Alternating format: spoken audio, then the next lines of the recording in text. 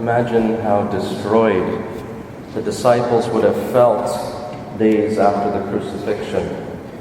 This man who they gave up their whole lives to follow is now dead. Where do they go? What do they do now?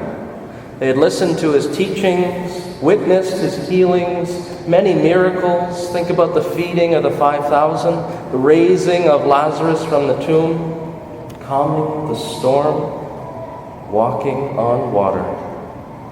They believed that Jesus was the Messiah that they'd been waiting for their whole lives. Yet now, in these days that followed, their leader is dead, tortured, nailed on a cross, and has been dead for several days. As we heard in today's gospel, this led the disciples to lock themselves in a house, hiding in a room, hiding from the Jewish authorities, and out of fear, great fear that they too were going to be arrested and dragged away and killed like their leader. That's the experience, that's the emotions that we're entering into in today's gospel. Two feelings, I think, would have overcome the disciples in these days following the crucifixion: guilt and doubt. Guilt and doubt. Guilt because they had abandoned their leader to die on the cross. Remember, only his mother, John, and Mary Magdalene were present at the foot of the cross when Jesus died. All the other disciples had left, had scattered, had run to save themselves after the arrest in the garden. They'd be feeling guilt, tremendous guilt, because they professed at the Last Supper that they would stand beside him, that they would not betray him, they'd be with him. And yet, sure enough, when the authorities came and arrested Jesus in the garden, they scattered. Doubt is the other feeling. Doubt is the other feeling that they'd be wrestling with in this time. Days after his death on the cross, Thomas and all the disciples would have doubted who Jesus really was. If their rabbi, if their teacher was dead, where did they go from here? How was it that Jesus performed these miracles and yet now is dead? There'd be great confusion in their minds. This isn't how it was supposed to end. He was the Messiah. Just as these two feelings of guilt and doubt are battling within the disciples at this time, what happens? Jesus enters this room that they've locked themselves into, and he says to them, "Peace be with you." That battle between guilt, doubt, fear, all these things, he's saying, "Peace be with you. Peace be in your hearts." He says it 3 times, notice. "Peace be with you," 3 times. Helping to dissolve these feelings of fear, dissolve these feelings of doubt or guilt that they may have. Jesus tells his disciples when he says, "Peace be with you," that he has forgiven them for deserting him that evening when he was arrested. That's what he's saying. And to their surprise, their tremendous surprise, Jesus gives them a tremendous gift, a beautiful gift, the gift to forgive sins. Tremendous power. As Jesus breathes upon him, we hear how Jesus breathes upon them. He institutes, he begins, he gives them the power, the sacrament of reconciliation, the sacrament of healing. Just as he healed them by his words, "Peace be with you," the guilt, the fear, the shame, the abandonment, all these things that they were wrestling with, now Jesus gives them the power to do the same for all of us through the sacrament of reconciliation. Instead of returning from the dead and asking his disciples, "What happened? Where were you? I thought you had my back. Why did you abandon me?" God knows the weakness of the human heart, and he forgives them even before they have the chance to beg forgiveness. This teaches us an important lesson. It teaches us that God understands our weaknesses. Jesus sees the sorrow in our hearts, and he comes to meet us where we are in those moments of remorse, of guilt, of shame. He comes to meet us. And thanks to this event, this gift that he gave the disciples, we now have the beautiful healing sacrament of confession.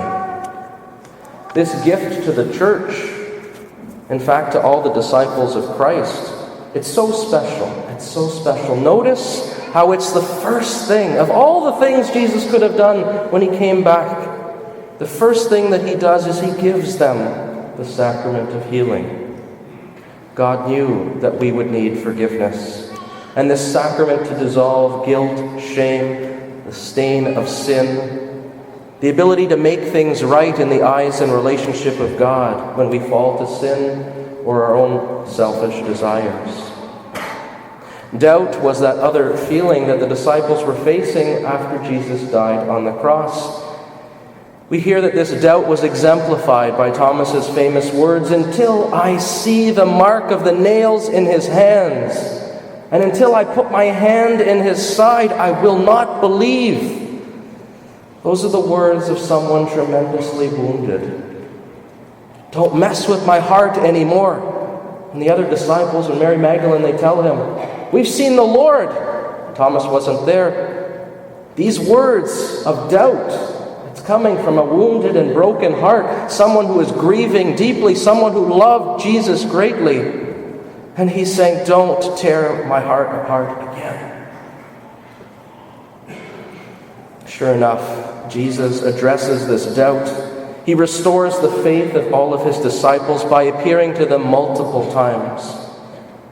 We hear how 8 days later, when Thomas is now present in that locked room, that locked house, Jesus appears because he wants all of them to doubt no longer but believe.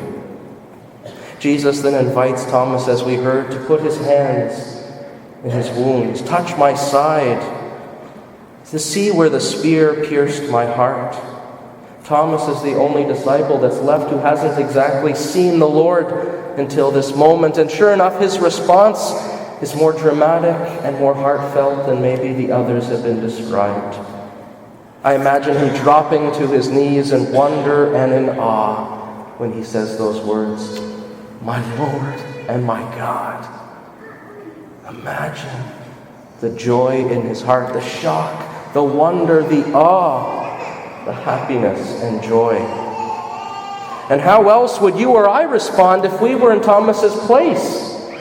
We would do the same, I imagine all of us, dropping to our knees before the Lord.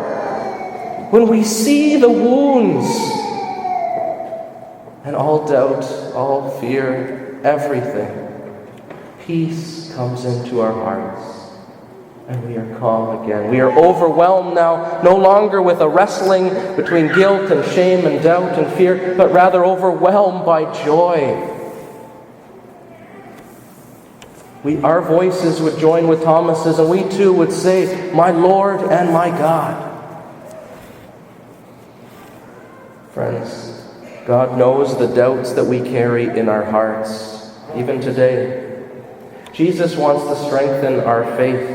If we but give him the chance to heal any doubt, when we allow him to restore our faith.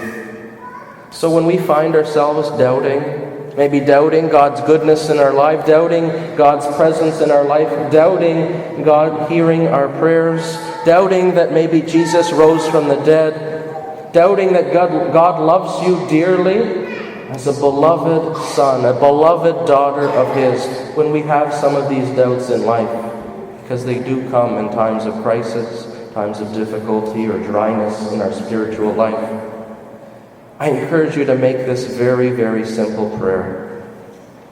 Lord, I believe. Help my unbelief. Lord, I believe. Help my unbelief. This is a very powerful prayer in times of doubt. It's short, it's easy to remember, and it's a prayer that Jesus heard many times when he walked this earth, so it's familiar to him. Don't be afraid to pray this when struggling or doubting your faith or any element that you're going through in difficulty. Lord, I believe, help my unbelief. Lord, I believe, help my unbelief. And through this prayer, Jesus restores your faith, and he makes his presence known to you in those moments, just like he did for Thomas, when he says, "Do not doubt, but believe." I ask God today to strengthen our faith in him. I encourage us all to place our trust in Jesus every day. When times get tough and we doubt, ask Him, Lord, I believe, but help my unbelief. So that each week when we come to Mass, when we gather to celebrate the risen Lord, to receive Him in Holy Communion, that we too may be filled with wonder and awe, overwhelmed by joy, and we can say in our hearts as we receive Him, as we celebrate the Eucharist, and we experience that encounter of the risen Lord, you and I can say as well, my Lord